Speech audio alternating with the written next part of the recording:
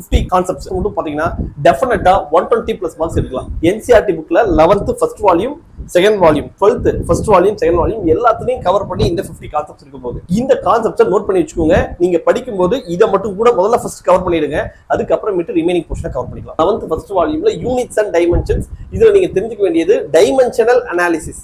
சரியா? Dimensional analysis பாத்துக்கோங்க. அதுக்கு அடுத்தது எரர், அதுல என்னெல்லாம் டைப் ஆஃப் எரர் இருக்கு, சரியா, அது எப்படி கால்குலேட் பண்றது, இந்த 2 கான்செப்ட் மட்டும் போதும். யூனிட்ஸ் அண்ட் டைமென்ஷன்ஸ் இதுல இருந்து மினிமம் 2ல இருந்து 3 क्वेश्चंस வரைக்கும் கேக்குறாங்க. அப்ப dimensional analysis and error.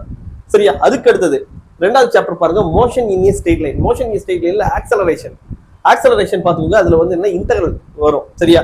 Velocity வந்து டிஃபரன்ஷியேட் பண்ணா நமக்கு என்ன கிடைக்கும், வெலாசிட்டி டிஃபரன்ஷியேட் பண்ணா நமக்கு v, அதாவது velocity v is equal to என்ன சொல்லுவோம், dx by dt ன்னு சொல்லுவோம். வெலாசிட்டியை இன்டகிரேட் பண்ணா என்ன கிடைக்கும், ஆக்சலரேஷன் கிடைக்கும். இந்த மாதிரி ரிலவெண்டா என்னென்னங்கறத பாத்துக்கோங்க. அதுக்கு அடுத்து ஈக்குவேஷன்ஸ் ஆஃப் மோஷன், இது நம்ம லோயர் ஸ்டாண்டர்ட்ல இருந்து படிச்சிட்டு இருக்கோம். என்ன v square minus u square is equal to 2as, v is equal to u plus at, இந்த மாதிரியான ஈக்குவேஷன்ஸ் இருக்கு. இந்த செட் ஆஃப் ஈக்குவேஷன்ஸ் இது ஈக்குவேஷன்ஸ் ஆஃப் மோஷன். இது ஃப்ரீ ஃபால்க்கு எப்படி இருக்கும், அதே மாதிரி ஒரு ஆப்ஜெக்ட் வந்து மேல த்ரோ பண்ணும்போது அதுக்கு ஈக்குவேஷன்ஸ் சின்னதா சேஞ்சஸ் இருக்கும். அது என்னன்னு பாத்துக்கோங்க. அதுக்கு அடுத்து மோஷன் எப்ளைன்ல வெக்டர்ஸ் பாருங்க. வெக்டர்ஸ்ல கண்டிப்பா வந்து என்னன்னா நமக்கு இந்த क्वेश्चंस கேட்பாங்க. இந்த வெக்டர்ஸ் அப்படிங்கிறது மோஷன் எப்ளைன்ல மட்டும் இல்லாம ஒர்க் எனர்ஜி பவர்லயும் வரும், சிஸ்டம் ஆஃப் பார்ட்டிகல் ரொட்டேஷன் மோஷன்லயும் வரும். மோஷன் எப்ளைன்ல ஒரு டைப் ஆஃப் வெக்டர்ஸ், அதாவது பேசிக்கா அதுக்கான டெஃபினிஷன்ஸ் எப்படி வெக்டர் அடிஷன் சப்ட்ராக்ஷன் இந்த மாதிரி வரும். அதே மாதிரி ஒர்க் எனர்ஜி பவர்ல ஸ்கேலர் ப்ராடக்ட் வரும். அதே மாதிரி system of particle rotation motion வந்து பார்த்தோம்னா வெக்டர் ப்ராடக்ட் வரும். சரியா? இதெல்லாம் சேர்ந்து இந்த வெக்டர்ஸ் பாத்துக்கோங்க. அதுக்கு அடுத்து ப்ரொஜெக்டைல் மோஷன். ப்ரொஜெக்டைல் மோஷன்ல வந்து பார்த்தோம்னா கிரவுண்ட் டு கிரவுண்ட் ப்ரொஜெக்ஷன். சரியா? அதாவது ஹரிசாண்டல் ப்ரொஜெக்டைல் மோஷன் அத பாத்துக்கோங்க.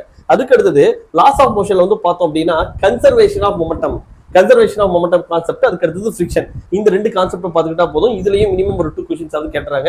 அதுக்கு அடுத்தது ஒர்க் எனர்ஜி பவர்ல ஒர்க் எனர்ஜி தியரம்னா என்ன, ஒர்க் எனர்ஜி தியரம். சரியா? அத பாத்துக்கோங்க. பவர் பாத்துக்கோங்க. அதுக்கு அடுத்தது எலாஸ்டிக் கொலிஷன் பாத்துக்கோங்க. அதுக்கு அடுத்தது system of particles and rotational motion. இத நிறைய பேர் ஸ்கிப் பண்ணக்கூடிய concept chapter.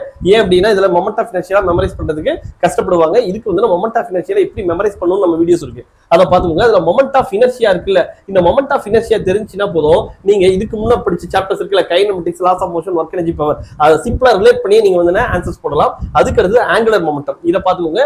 System of particle rotation மோஷன்ல எவ்ரி இயர் 3 to 4 क्वेश्चंस வரைக்கும் வரும். கிராவிடேஷன் மினிமம் 1 to 2 क्वेश्चंस வரைக்கும் வரும். சில சமயம் 3 क्वेश्चंस கூட வரலாம். இதுல acceleration due to gravity, g value என்ன, அது எர்த் சர்ஃபேஸ்க்கு மேல போகும்போது எப்படி மாறும், எர்த் சர்ஃபேஸ் கீழ இருக்கும்போது எப்படி மாறும், இதெல்லாம் பாத்துக்கோங்க. Gravitational potential energy and escape velocity பாத்துக்கோங்க. 11th ஃபர்ஸ்ட் வால்யூம்ல ஜஸ்ட் ஒரு 16 கான்செப்ட் தான் கொடுத்திருக்கேன். இந்த 16 கான்செப்ட் பாருங்க. சரியா? அதுக்கு அடுத்தது 11th செகண்ட் வால்யூம்ல வந்து பாருங்க மெக்கானிக்கல் ப்ராப்பர்ட்டிஸ் ஆஃப் சாலிட்ஸ். இதுல யங்ஸ் மாடுலஸ். சரி, யங்ஸ் மாடுலஸ் பாத்துக்கோங்க. அதுக்கு அடுத்து மெக்கானிக்கல் ப்ராப்பர்ட்டிஸ் ஆஃப் ஃப்ளூயிட்ஸ்ல வந்து பார்த்தோம்னா பெர்னௌலிஸ் பிரின்சிபல் அண்ட் சர்ஃபேஸ் டென்ஷன் இதுல நீங்க பாத்துக்கிறீங்க. அதுக்கு அடுத்தது தெர்மல் ப்ராப்பர்ட்டிஸ் ஆஃப் மேட்டர்ல கலோரிமெட்ரி. அதாவது கலோரிமெட்ரி வந்து என்னன்னா நமக்கு ஒரு ஐஸ் கியூப் வந்து வாட்டர்ல போட்டாக்க ஃபைனல் டெம்பரேச்சர் எப்படி வரும், இந்த மாதிரி क्वेश्चंस வரும். அதுக்கு அடுத்து தெர்மோடைனமிக்ஸ் இருக்குல்ல, தெர்மோடைனமிக் ப்ராசஸஸ். இதுல வந்து என்ன ஐசோபாரிக், ஐசோகோரிக், அடையபட்டிக், ஐசோதெர்மல் இதெல்லாம் வருது இல்ல, அதை பாத்துக்கோங்க. ஆசிலேஷன்ஸ்ல சிம்பிள் ஹார்மோனிக் மோஷன்.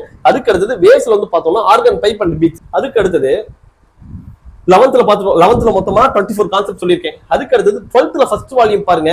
அதுல வந்து எலக்ட்ரிக் சார்ஜஸ் அண்ட் ஃபீல்டு. சரி, எலக்ட்ரோஸ்டாட்டிக்ஸ் நம்ம என்ன பண்றாங்க, electric charges and field, electrostatic potential capacitance CBSE 2 சாப்டரா பிரிச்சு வச்சிருக்காங்க. அதுல electric charges and field, electric ஃபீல்டுனா என்ன, காஸ் லா. சரியா? அதை பாத்துக்கிறீங்க. அதுக்கு அடுத்தது எலக்ட்ரோஸ்டாட்டிக் பொட்டன்ஷியல் அண்ட் கெபாசிட்டன்ஸ். இதுல எலக்ட்ரிக் பொட்டன்ஷியல் பாத்துக்கோங்க.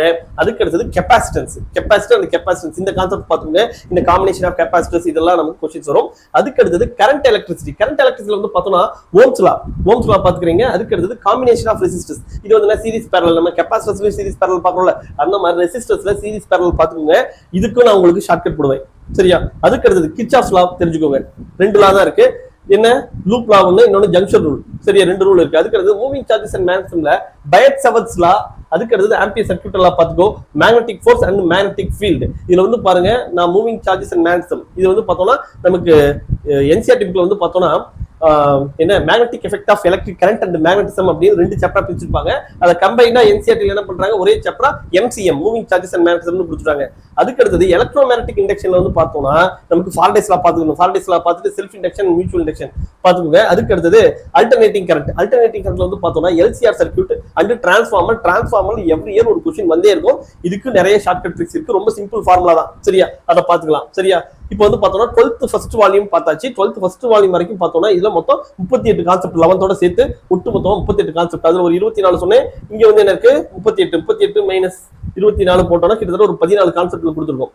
அதுக்கு அடுத்தது இங்க வாங்க, இது வந்து என்ன 12th செகண்ட் வால்யூம். இதுல வந்து பார்த்தோம்னா எலக்ட்ரோ மேக்னெட்டிக் வேவ்ஸ்ல properties of electromagnetic waves பார்த்துக்கோங்க. சரியா, ப்ராப்பர்ட்டிஸ் இதுல வந்து பார்த்தோம்னா எந்த ஆர்டர்ல இந்த எலக்ட்ரோ மேக்னெட்டிக் வேவ்ஸ் இருக்கும் இதெல்லாம் பார்த்துக்கோங்க. அதுக்கு அடுத்து ரே ஆப்டிக்ஸ் வந்து என்ன ரிஃப்ராக்டிவ் இண்டெக்ஸ், அதுக்கு அடுத்தது பிரிசம், பவர் ஆஃப் லென்ஸ், இந்த கான்செப்ட்ல கொஸ்டின்ஸ் கேட்பாங்க. ரே ஆப்டிக்ஸும் வேவ் ஆப்டிக்ஸும் சேர்த்து நமக்கு 3 to 4 கொஸ்டின்ஸ் வரைக்கும் வரலாம்.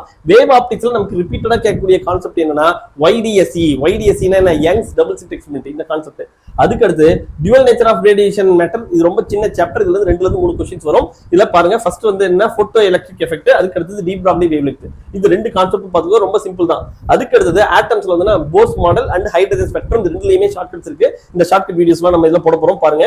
ஆல்ரெடி பழைய வீடியோஸ்லயுமே ஏற்கனவே நம்ம போட்டுருக்கோம். சரியா, இந்த கான்செப்ட்ஸ் எல்லாமே நம்ம ஆட்டம் நியூக்ளியர் எல்லாத்தையுமே கான்செப்ட் போட்டுருக்கோம். அந்த கான்செப்ட் சொல்லும் போதும் நம்ம ஷார்ட்கட் சொல்லியிருக்கோம். இருந்தாலும் உனக்கு ஷார்ட்கட்னு தனியா போட்டாதான் நீங்க வந்து அதை ஃபாலோ பண்றீங்க. சரியா, ஒரு கான்செப்ட்னு சொல்லிட்டு அந்த கான்செப்ட்ல இதெல்லாம் ஐடியாஸ் இருக்குன்னா நம்ம கான்செப்டை ஸ்கிப் பண்ணி தான் பார்க்கணும். நம்ம ஃபாஸ்ட் போட்டு நம்ம பார்க்கும்போது ஃபாஸ்ட் ஃபார்வர்ட்ல போடும்போது நம்ம என்ன சொல்றோங்கிறது நமக்கு புரியாது. நீ வேக வேகமா பார்த்து அந்த அளவு டைம் சேவ் பண்ற.